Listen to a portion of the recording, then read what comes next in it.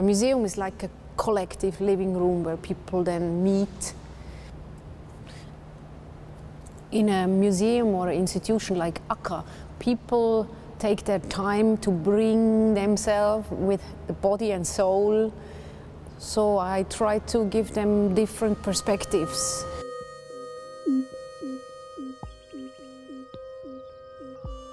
They can find out if they reflect differently when their tonus, when their muscles are relaxed.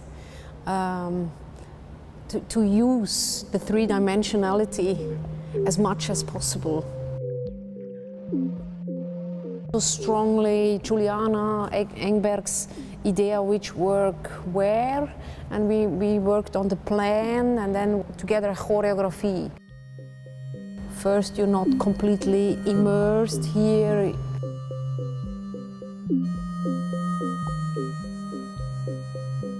You have the space and the landscape to immerse.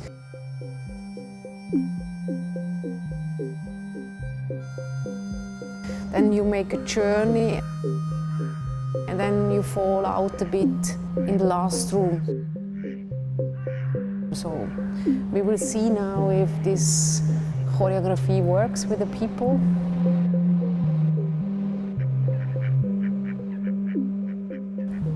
Museum rooms for me would be ideal in every household. Like the normal apartments today look like white cubes. So of course I would prefer the rooms to have it like here. So for me every museum is a given fact with constraints, with possibilities.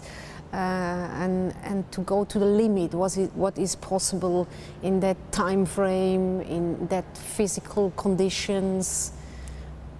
But of course would be my ideal living room, because today video art or experimental film they can get at home, always in that suspicious, clear, defined form.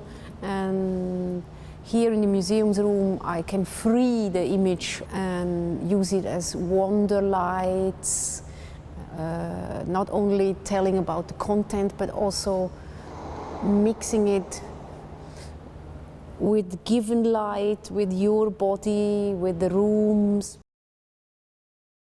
I prefer to work or alone or in very small groups. I'm more the video artist trying to do a take 20 times and then taking the best. When you do a long feature, there is a limit of experimentation.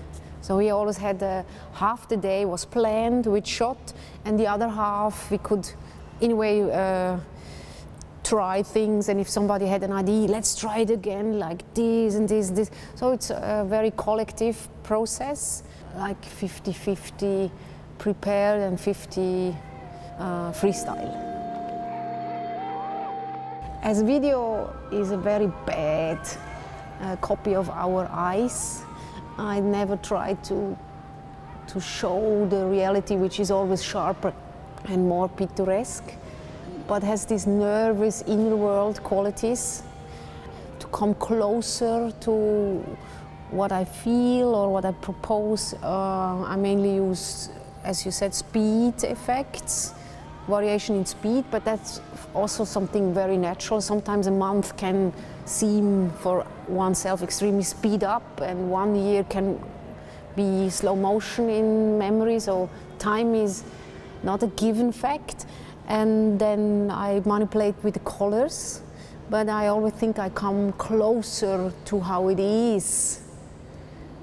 Because normally in videos the color is taken a bit away. Not that the white skin would not look tinted. They are all afraid of that. So I just give the color back that I saw or I felt. But that's just one goal. I would never want to irritate in that sense on a technical basis. I don't want to irritate. I like to irritate more on a symbolic or content, that it opens up the space, let you breathe. But in video I'm always aware that it's not adding to the car noise we suffer.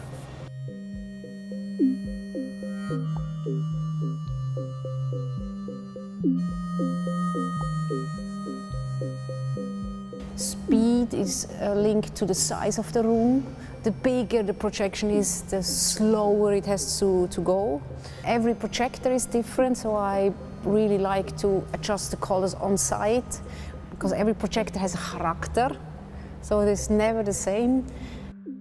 The masking is a good tool, even if people don't see it from the first moment. Subconsciously, they realize that somebody was taking care and made it exactly fit, and then they feel welcomed. It's a subconscious message.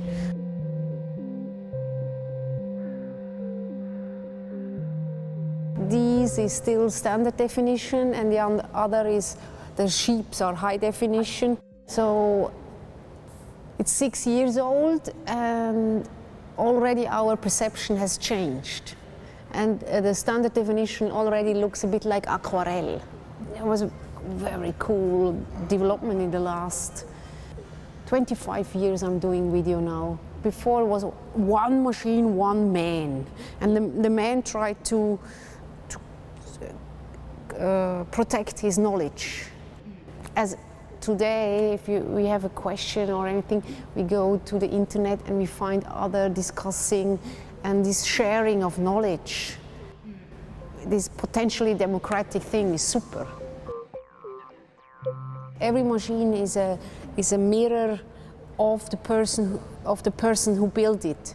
So I'm always thinking that the dead people are in these machines too, and it's the character of these people in the machines.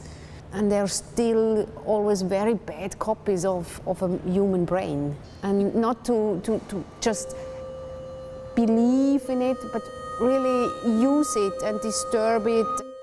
The disturbances of analog is definitely more beautiful and picturesque, as if analog is either working or not. But here Jesse, he's working with open source and the old computers. And for me, he brought in a new window now to the digital world. That if you go really on the open source, if you try to renovate the first digital games, and that opens up again a new quality.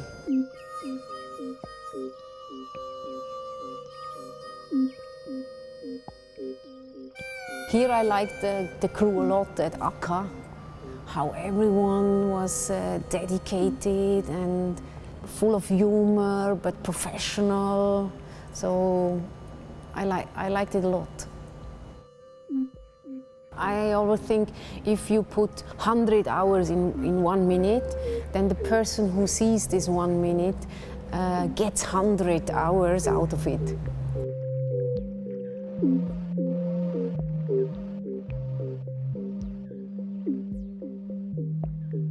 All the installations are always a manual for the people to do themselves.